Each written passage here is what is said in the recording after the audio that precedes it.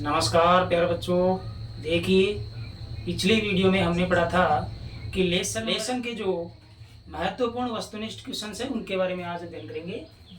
एक ही question number 1 है, chips की थैलियों में चिप्स को विकृत गंदी होने से बचाने के लिए कौन सी गैस उनके अंदर भरी जाती है। चिप्स की जो थैलियाँ होती है उनको विकृत गंदी होने से बचाने के लिए कौन सी गैस उपयोग में ली जाती है। तो देखिए, hydrogen, option B oxygen, option C nitrogen, या इनमें से कोई नहीं।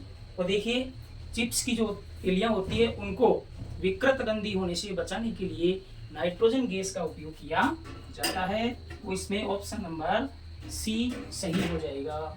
नाइट्रोजन गैस का जो उपयोग है चिप्स की जो थैलियाँ हैं उनको विकृत गंदी होने से बचाने के लिए किया जाता है। नेक्स्ट महत्वपूर्ण क्वेश्चन देखिए कि Fe2O3 plus Al equal Al2O3 plus Fe। यहाँ पर ये रासायनिक अभिक्रिया दे रखी है। यह इस प्रकार की अभिक्रिया का एक उदाहरण है। देखिए, इसको देखेंगे हम। यहाँ पर जो आयरन है वह एल्यूमिनियम की अपेक्षा कम सक्रिय है। तो यहाँ पर क्या करेगा, एल्यूमिनियम जो है आयरन को इसके स्थान से विस्थापित करे देगा। कौन सी अभिक्रिया का ये उदाहरण है? संयोजन का नहीं। संयोजन अभिक्रिया में होता क्या है कि दो अभिकारक मिलकर के एक उत्पाद बनाते हैं, ऐसा विस्थापन नहीं होता है। दूसरी देखिए, यह नहीं होगा, द्विविस्थापन नहीं हो रहा है। इसमें क्या होता है, आयनों का आदान प्रदान होता है, लेकिन यहाँ पर आयनों का आदान प्रदान नहीं हो रहा है। अर्थात जो सक्रिय है वह अपने से निम्न सक्रिय जो तत्व है, धातु है, उसको बाहर निकाल रहा है। यह भी नहीं होगा। वियोजन अभिक्रिया, वियोजन अभिक्रिया में क्या होता है कि एकल अभिकारक जो है अपने अणु के अंदर विभक्त हो जाता है, टूट जाता है। तो यहाँ पर ऐसा भी नहीं हो रहा है, तो वियोजन भी नहीं होगी। कौन सी अभिक्रिया उदाहरण है? विस्थापन अभिक्रिया का एक उदाहरण है। अर्थात ऑप्शन डी जो है वह इसका आंसर हो जाएगा। क्यों हो जाएगा डी आंसर? क्योंकि Fe2O3 plus Al equal Al2O3 plus Fe, यहाँ पर जो एल्यूमिनियम जो है अधिक सक्रिय होने के कारण जो आयरन को जो स्थापित कर देगा, अर्थात हटा देगा। तो इसका आंसर हो जाएगा ऑप्शन नंबर। नेक्स्ट क्वेश्चन है, निम्न में रेडॉक्स अभिक्रिया का एक उदाहरण है कि ये जो समीकरण दिए गए हैं इनमें से रेडॉक्स अभिक्रिया का उदाहरण कौन है। देखिए, H2 plus O2 equal H2, तो ये तो क्या है, ऑक्सीकरण है, संयोजन अभिक्रिया का उदाहरण है। यहाँ पर मात्र और मात्र जो है उपचयन हो रहा है, अपचयन नहीं हो रहा है, तो ये ऑप्शन हो जाएगा गलत। दूसरा देखिए, C plus O2 equal CO2, यहाँ भी मात्र ऑक्सीकरण हो रहा है, अपचयन नहीं हो रहा है। रेडॉक्स अभिक्रिया के अंदर ऑक्सीकरण और अपचयन दोनों साथ साथ होने चाहिए। सी ऑप्शन में देखिए, CaO plus H2O equal CaOH whole by 2, तो इसके अंदर क्या हो रहा है, इसमें भी क्या होगा कि मात्र और मात्र संयोजन अभिक्रिया का यह एक उदाहरण है।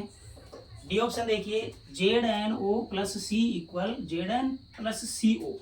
इसमें देखिए, जिंक ऑक्साइड में से जो है ऑक्सीजन निकल रहा है, निकलने के बाद में जिंक ऑक्साइड का यहाँ पर हो रहा है अपचयन होकर के जिंक प्राप्त हो रहा है।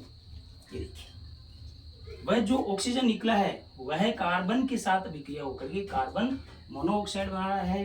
तो यहाँ पर तो क्या हो रहा है, अपचयन, यहाँ पर क्या हो रहा है, उपचयन। अर्थात रेडॉक्स अभिक्रिया का उदाहरण हो जाएगा option number D, correct answer हो जाएगा। डी आंसर इसका। नेक्स्ट क्वेश्चन देखिए, निम्न अभिक्रिया में देखिए अपचयन हो रहा है। किसका अपचयन हो रहा है? देखिए अभिक्रिया, देखिए PbO लेड ऑक्साइड की अभिक्रिया जब कार्बन के साथ में होगी तो क्या प्राप्त होगा, लेड प्राप्त होगा और CO2 प्राप्त होगा। तो इन यौगिकों के अंदर किसका अपचयन हो रहा है, हम देखेंगे। लेड का हो रहा है अपचयन? नहीं, लेड तो हमें क्या हो रहा है, प्राप्त हो रहा है, नहीं होगा, यह आंसर सही नहीं होगा। बी ऑप्शन देखिए, लेड ऑक्साइड का हो रहा है, बिल्कुल हो रहा है। लेड जो ऑक्साइड का अपचयन हो करके यहाँ से ऑक्सीजन निकल करके, ऑक्सीजन का जो निकलना होता है उसे कहते हैं अपचयन। यहाँ से ऑक्सीजन निकल करके लेड प्राप्त हो रहा है।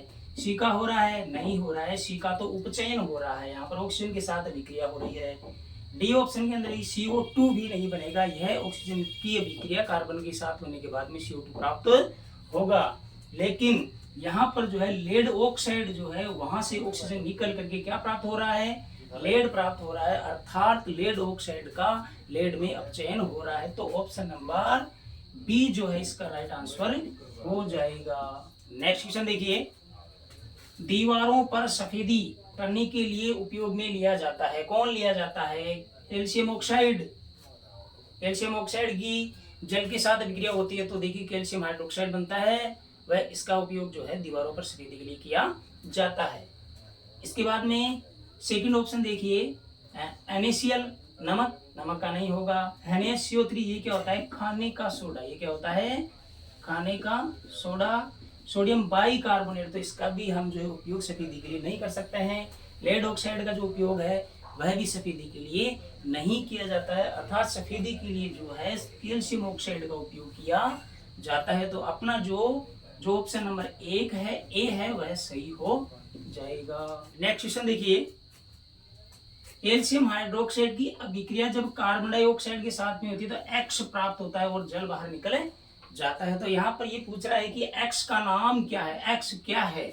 देखिए कैल्शियम ऑक्साइड है या कैल्शियम कार्बोनेट है या कार्बन डाइऑक्साइड है या कैल्शियम हाइड्रोजन कार्बोनेट है। जी नहीं, है क्या है कि कैल्शियम हाइड्रोक्साइड की अभिक्रिया जब CO2 के साथ में होगी तो देखिए क्या प्राप्त होगा, कैल्शियम कार्बोनेट प्राप्त होगा, सफेद रंग का, अर्थात संगमरमर के समान पदार्थ प्राप्त होगा। इसका उपयोग जो है सफेदी में भी किया जाता है। तो राइट आंसर हो जाएगा आपका बी।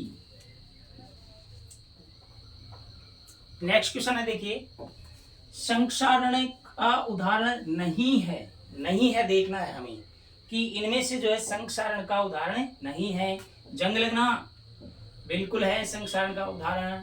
बी मैग्नीशियम का दहन होना, सिल्वर का काला हो जाना, कॉपर का हरा हो जाना, ये है या नहीं है। जी हाँ, ये सभी क्या है संक्षारण की ही उदाहरण है।